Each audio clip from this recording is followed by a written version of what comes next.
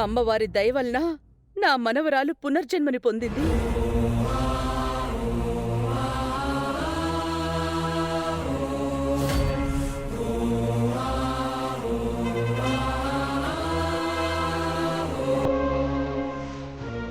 ఏ శాపం నిన్ను వెంటాడుతుందో తెలీదు. ఎన్ని నిందలు అనుభవిస్తున్నావు.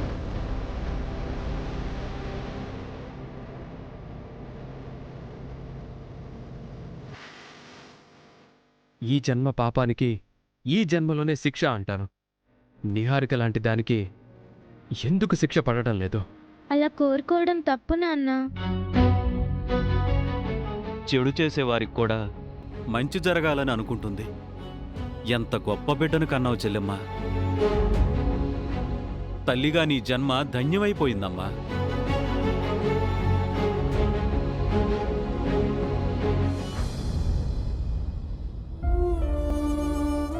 మనం ఏదో ఊహించుకుంటే ఇంకేదో జరిగింది.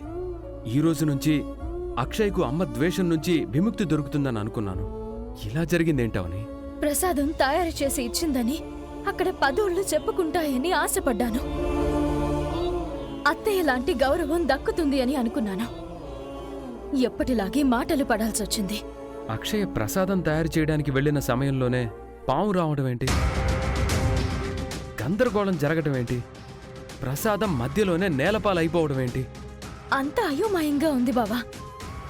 దీని వెనుక ఎవరిదైనా కుట్ర ఉందా అని అనిపిస్తుంది. మన ఇంట్లో కుట్రలు పన్నగలిగే మనుషులు ఇంకెవరున్నారు? కృష్ణ అన్నయ్య, నిహారికలు తప్ప. ఏంట్రా మమ్మల్ని అనుమానిస్తున్నావా? అదంతా మేమే చేశామని అంటున్నావా?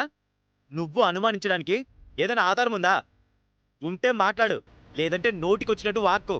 ఈ ఇంట్లో ప్రమాదకరమైన పనులు చేయగలిగేది మీరే కదా బావా. ఆధారం ఉందా అని మమ్మల్ని అడుగుతున్నా?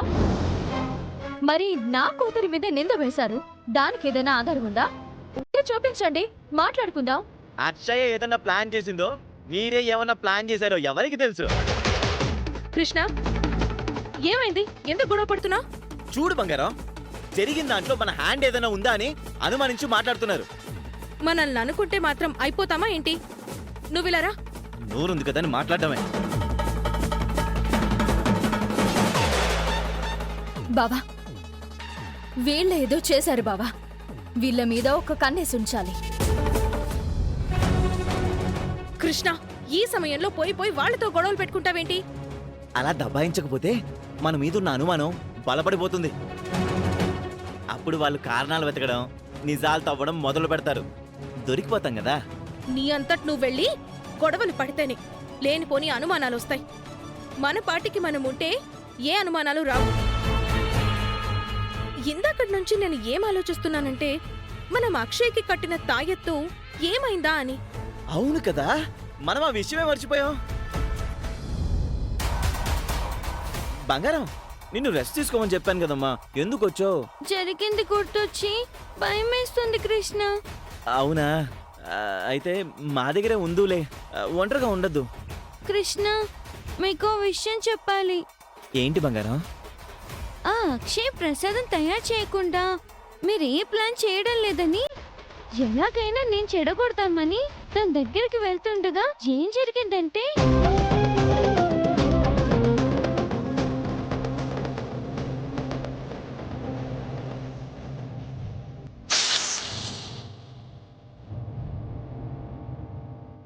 అలా జరిగింది కృష్ణ. అవునా? నాకు దొరికిన దాంట్లో ఏదైనా పవర్ ఉందంటావా కృష్ణ? అబ్బే, అలాంటిదే ఉండదమ్మా. ఇదిగో ఈ విషయం నీ ఇంట్లో ఎవరికి చెప్పద్దే. నువ్వు వెళ్ళి రెస్ట్ తీసుకో, నేను అమ్మ తర్వాత వస్తానులే. సరే కృష్ణ, కాసేపు టీవీ చూసుకుంటాను. సరే నాన్న. అదన్నమాట అసలు విషయం. మనం తీసుకున్న గుంటలో మనమే పడ్డట్టు అయింది. ప్లాన్ అంతా రివర్స్ అయిపోయిందిగా. అక్షయ్ బట్టలకు కట్టిన తాయెత్తు ఊడిపోవడం వలన శౌర్యకి దొరికి మన స్కెచ్ అంతా సర్వనాశనం అయిపోయింది. ఎక్కడికక్కడ ఆ అక్షయ్కి కలిసి వస్తున్నాయి. ఇక మనం దాన్ని ఏం చేయలేమా? చెయ్యలేమని చేతులెత్తి వైరాగ్యం పెంచుకోలేం. అవ్వని అక్షయ్ల మీద అత్తయ్యకున్న అనుమానం ఏంటో తెలుసుకొని దాన్ని ఆయుధంగా వాడుకుందాం. ఇంతకీ అవి ఎటువంటి అనుమానాలు ఏంటాయి?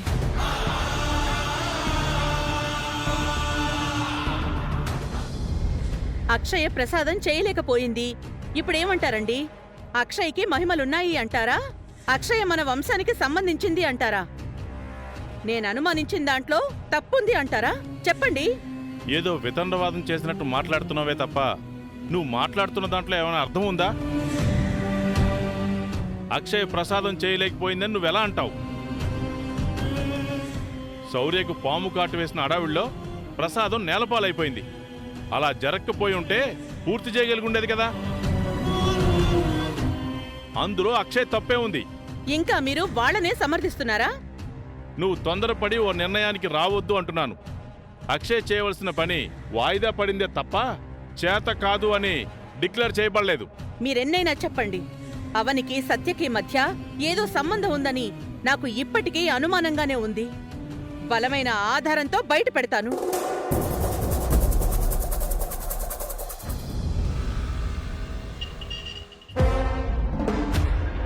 నా కొడుకు ప్రేమించింది అవనీనే. ఆ అవని ఈ అవని కాదు. ఆ అవని వేరు ఈ అవని వేరు అని ఆవిడ దగ్గర అబద్ధం చెప్పాల్సొచ్చింది. సత్య ప్రేమించింది వేరే అవనిని అని సునాయాసంగా మాట మార్చిన తల్లి, పెళ్లి కాకుండా పెళ్ళయిందని చెప్పిన కొడుకు, ఇద్దరూ చాలా గొప్పోళ్ళు. కోర్టు దగ్గరకు వెళ్ళి లాయర్ సత్య గురించి ఎంక్వైరీ చేసి వస్తున్నాను. సత్య గురించి ఒక్కరు కూడా నెగిటివ్గా చెప్పలేదు. ఆ సత్యగాడి మీద చిన్న మచ్చ కూడా లేదని నా భర్త ఎంక్వైరీ చేసి మరీ చెప్పారు. వాడికి అవనికి మధ్య ఉన్న సంబంధం గురించి పూర్తిగా తెలుసుకున్న తర్వాత అందరి ముందు వాళ్ళ గురించి మాట్లాడతాను. అవనిని ఇంటి నుంచి బయటికి గెంటేస్తాను.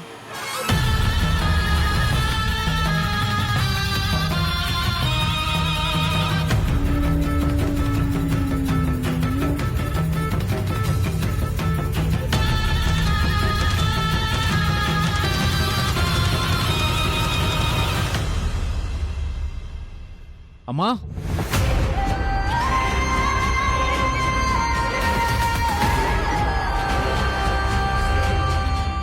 అమ్మా, ఏంట్రా?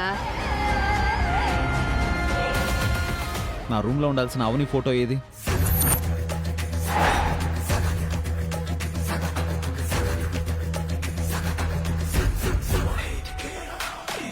మాట్లాడవేంటమ్మా? ఇంతకు ముందు కూడా తీసేశావు, ఇప్పుడు కూడా నువ్వే తీసేసుంటావు. తీసేయడం నేరమని ఏదైనా సెక్షన్లో చెప్తే లాయర్వి కదా, నాకు శిక్ష పడేలా చేయరా.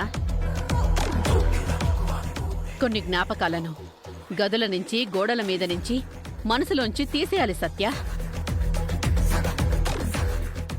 లేదంటే మరో ఇంట్లో కాపురం చేసుకుంటున్న ఆడపిల్ల జీవితం నాశనమైపోతుంది. తీసేలేనమ్మా, ఎందుకంటే అవని అంటే నాకింకా ఇష్టం, ప్రేమ, అభిమానం ఉన్నాయి. కాలేజీ చదువుకున్న రోజుల్లో నా మనసులో మొట్టమొదట పుట్టింది నా ఆశయం కాదు, ప్రేమ. అవని మీద ప్రేమ. నేను వేదవతి గారింటికి వ్రతానికి వెళ్ళినప్పుడు అబద్ధం చెప్పి తప్పించుకున్నాను గాని ఆవిడలో అయితే మీ ఇద్దరి మధ్య ఏదో ఉండకూడని సంబంధం ఉందని ఆవిడకు అనుమానం ఉందిరా. ఆవిడనుకోవడం ఏంటమ్మా, నేనే చెప్తున్నాను కదా. అవని అంటే నాకు ఇప్పటికీ ఒక ఆరాధన ఉంది అని. ఇద్దరి ముందుకి వెళ్ళి ఇద్దరిని నిలదీసి చెప్పు తీసుకుని కొడతాను. నేను వెళ్ళి అడిగితే ఇద్దరూ మాట మార్చేస్తారు. వీళ్ల మాటలను మొబైల్లో రికార్డ్ చేస్తే బావుండేది. అది బలమైన ఆధారం అయ్యుండేది.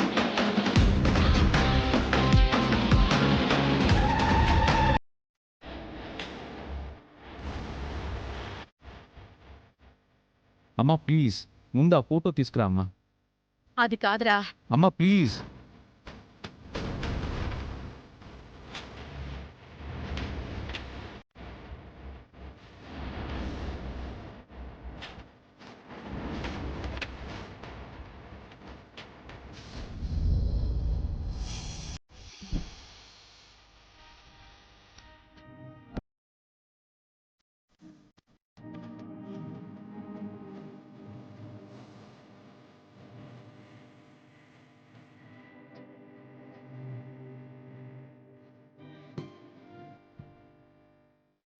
జడ్జి గారు, ఈ ముగ్గురు ఈ అమ్మాయిని పాడు చేయడానికి వాళ్ళ ఇంటికి వెళ్లారని నిరూపించే ఆధారమే సీసీ కెమెరా ఫుటేజ్ ఇది.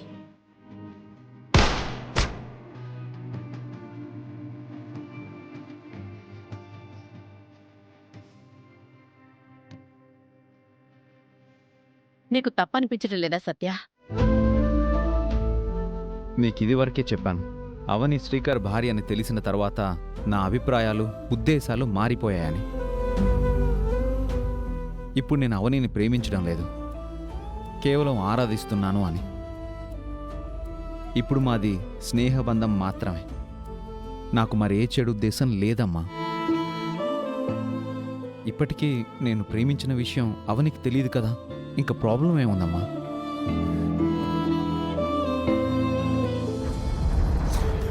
నువ్వేమో ఆరాధన అంటున్నావు, ఆ వేదవతి గారేమో ఆధారం కోసం చూస్తాను. మీ ఇద్దరి మధ్య అవనికేం కాకుండా ఉంది, అదే సంతోషం.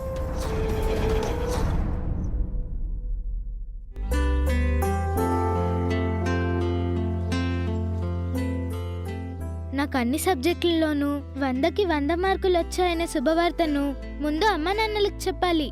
తర్వాత ప్రోగ్రెస్ కార్డ్ని మిగిలిన వాళ్ళందరికీ చూపించాలి. అమ్మా నాన్నలు ఎక్కడున్నారు?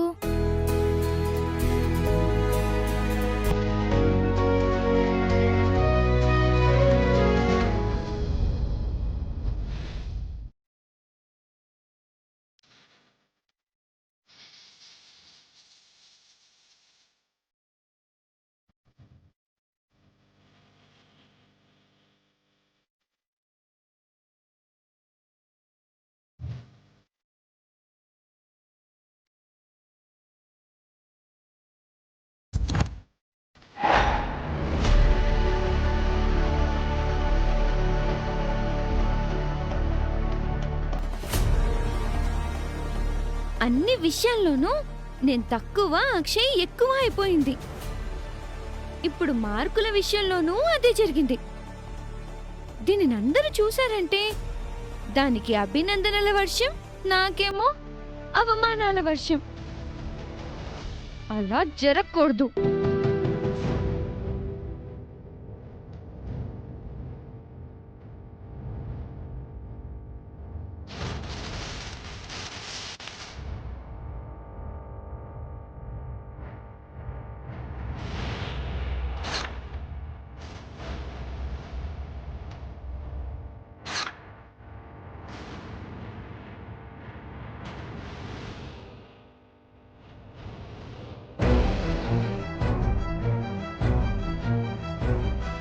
అక్షయ, నీ మార్కులు కాలికి కొట్టుకుపోతాయిలే. బంగారం, అక్షయ్ స్కూల్ నుంచి వచ్చేసింది, మరి మన బంగారం రాలేదేంటి ఇంకా? ఏమే శౌర్య, ఏంటి పెద్దమ్మా? ఈరోజు ప్రోగ్రెస్ కార్డ్ ఇచ్చుంటారు కదా? ఇచ్చారు పెద్దమ్మా. ఏది చూపించు.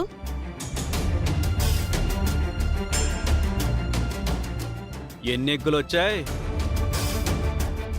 శౌర్యది నీలాంటి చదువు కాదులే, సున్నాలు వచ్చుండవు, మంచి మార్కులే వచ్చుంటాయి.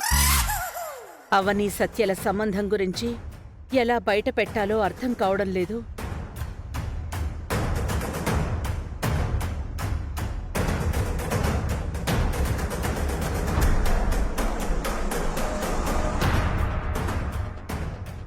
ఇవ్వవే. పెద్దమ్మా, మరి మరి ఎందుకు భయపడతావు? ఇవ్వు.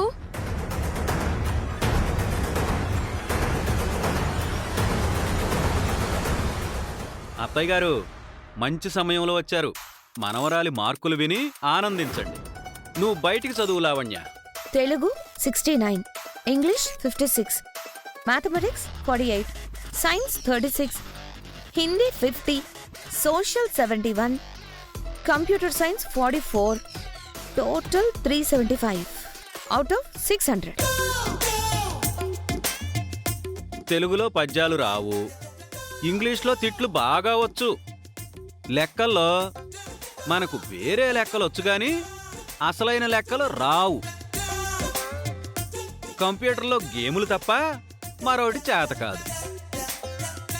హ, ఇంటి పనులు నేర్పించడం బెటర్. బావా ఇక నువ్వు ఆపు. నా కూతురు గురించి తక్కువగా మాట్లాడుకో.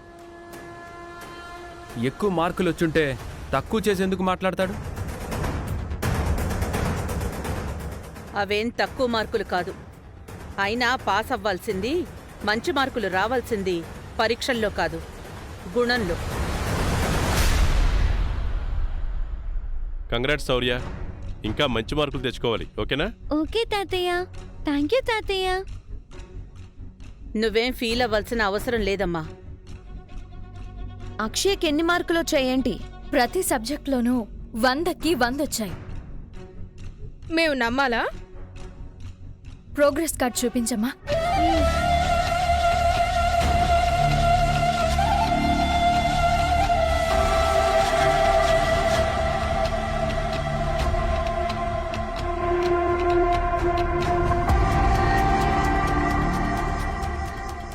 ఏమైందమ్మా? నా ప్రోగ్రెస్ కార్డ్ కనిపించట్లేదమ్మా.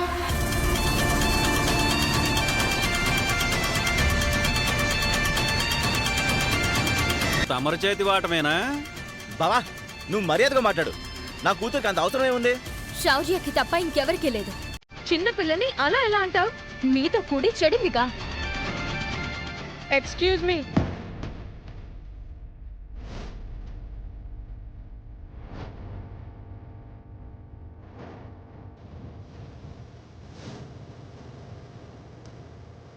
అక్షయ ప్రోగ్రెస్ రిపోర్ట్ నా దగ్గర ఉంది.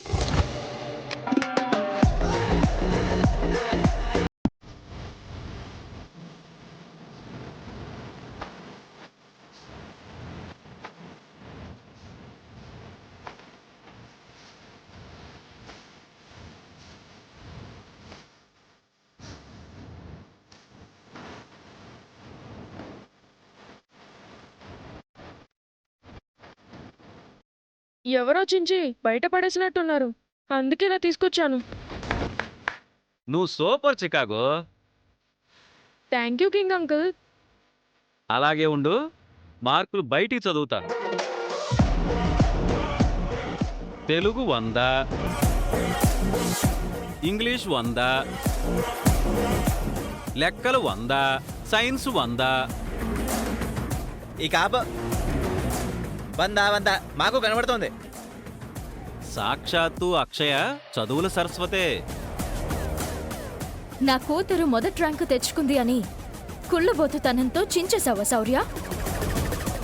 తప్పు కదా? తప్పుల గురించి మాట్లాడే అర్హత నీకెక్కడుంది? ఎందుకు లేదు? నీకు లేదు, అదంతే. అడ్డంగా మాట్లాడకండి అత్తయ్య, ఆధారంతో మాట్లాడండి. దాని గురించే ఎదురు చూస్తున్నాను. వేదా, నీకు ఇదివరకే చెప్పాను, నువ్వు అనవసరమైన అపార్థాలతో మనసు పాడు చేసుకోవద్దని. కొందరు బయటకు ఒకలా కనపడతారు, బట్ వాళ్ళ ఒరిజినాలిటీ మాత్రం వేరే ఉంటుంది. సరైన మాట అన్నావక్క. నోటికొచ్చినట్టు మాట్లాడకండి. అవని, ఇప్పుడు వీళ్ళతో గొడవలు పడ్డం కన్నా అక్షయ్ మంచి మార్కులు తెచ్చుకుంది కాబట్టి ఏదైనా స్వీట్ చేసి అక్షయ్ నోరు తీపి చేయడం మంచిది. ఇంట్లో అటువంటివి చెయ్యకండి, శౌర్య బాధపడుతుంది. మంచి మార్కులు తెచ్చుకున్న మనవరాల్ని అభినందించడానికి మనసు రావడం లేదా అత్తయ్య? అదీగాక తప్పు చేసిన శౌర్యను మీరు ఎలా వెనకేసుకుని వస్తున్నారు? మార్కుల షీట్ని చించేయటమే పెద్ద తప్పైతే అంతకు మించిన పెద్ద పెద్ద తప్పులు చేసేవాళ్ళని ఏమనాలి?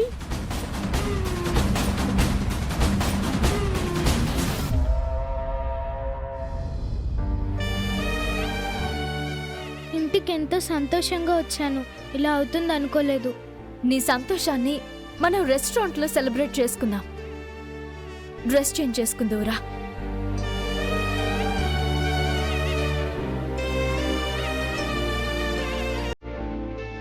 అక్షయ్ను ఓడించడానికి ఇది పద్ధతి కాదు శౌర్య. మంచి మాట అన్నావు.